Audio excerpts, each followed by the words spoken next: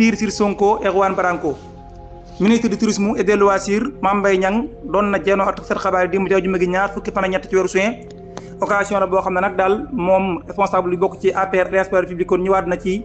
mémorandum bu président Ousmane Sonko ñi mu àndal tuuma yi nga xam ne Juan Branco teg na ko ci kaw président Macky Sall ak leen ci écrivain nekk ci réewum Sénégal ak itam nag génn gi nga xam président Macky Sall itam war na ko génn yooyu yëpp daal moom daan na jox ba ki sax nag lu ñeel manifestation yi nga xam ne amoon na ci tàmbali mois de juin bii ñu génn moom nag daal ci ak tàmbali jàpp na kon li amoon ci réewum Sénégal lépp lu ñuy planifié la lu ñuy programmé la te du kenn ku dul leader Pastef Ousmane Sonko moom nee na xam nañu baax nag benn entreprise boo xam ne daal ñoom dañu leen dañoo taxaw am lu ñu bëggoon def ci réewum Sénégal te tax nag mujjiwul daal réussir la ñu bëggoon te ñooñee nag ki nekk seen ginnaaw du kenn ku may homme politique bii di Ousmane Sonko bu ñuy wax naan république bi dañ koo daal di attaqué bu ñuy wax naan gouvernement du Sénégal dañu ko daal di attaqué li xew ci réewum Sénégal loolu lu am la tey nag lu ñu firndeel la nit koo xam ne daal moom yitteem dara lu may indi ci réew mi fitna di def ay mbir yoo xam ne daal la nekk ci ginnaaw dara lu may mbirum wàllum tourisme wàllum tourisme gi ci aju yoo xam ne daal yëpp moom moo ko daal di toog fi mu toog nag di ko planifié di ko teg te du kenn ku may Ousmane Sonko yëmu ci nag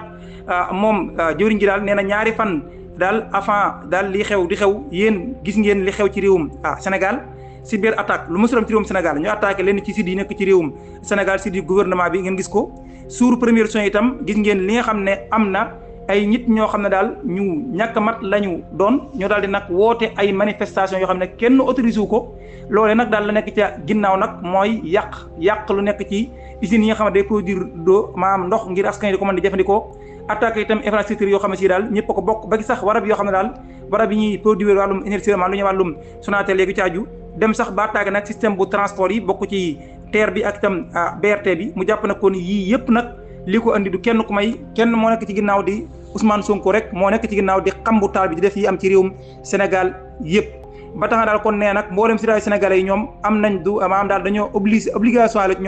ci ñoom nag ñu nag jug faire face ak manipulation yi nga xam ne moom la ñu nekk Ousmane Sonko ak ñi mu àndal di def itam ay mbir yoo xam daal li ñu ci bëgg daal mooy maanaam wàññi doole état bu réewum Sénégal day jamono ji li muy dund kenn mësu ko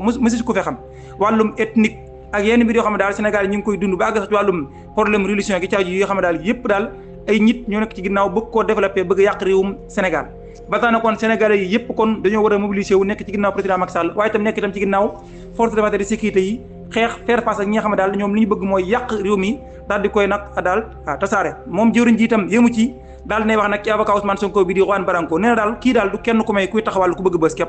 kuy taxawal la kuy bëgg bës koo xam ne daal dafa bëgg jël wàllum droit yóbbu ko ci réseaux sociaux yi moo koy xamal nag daal ne wàllum bës yi tegi daal moom nee na affaire yi daal bëgg gis leen maag yooyu daal taxawul procès moom boo ko bëggee gagné tribunal ngay dem waaye du ci réseaux sociaux yi ngay nekk di wax bëgg daal gis leen maag ci taxawal ci fii fu ne nga nekk fa itam di wut bës mu jàpp président Macky Sall président Macky Sall day ku am solo ci adduna bi ñu ngi koy wax mbirum CPI waaye président Macky Sall day nit la koo xam ne ku am solo ci adduna bi ndax day moom fu mel ne Amérique parfois dañ koy faral di woo ngir mu ñëw di fa régler ay problèmes yoo xam ne xew na fa waaye itam ci wàllum adduna bi itam lu bari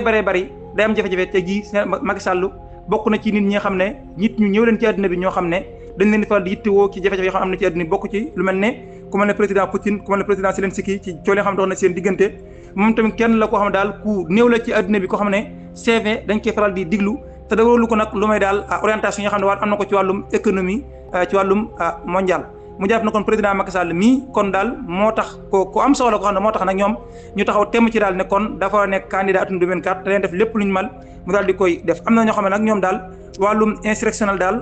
la ñuy faral di woote nag bëgg nekk nag ne dañuy politique ci réewum Sénégal seen yéene ci réew mi di dara lu may taal ko te yi xewoon ci réew mi yëpp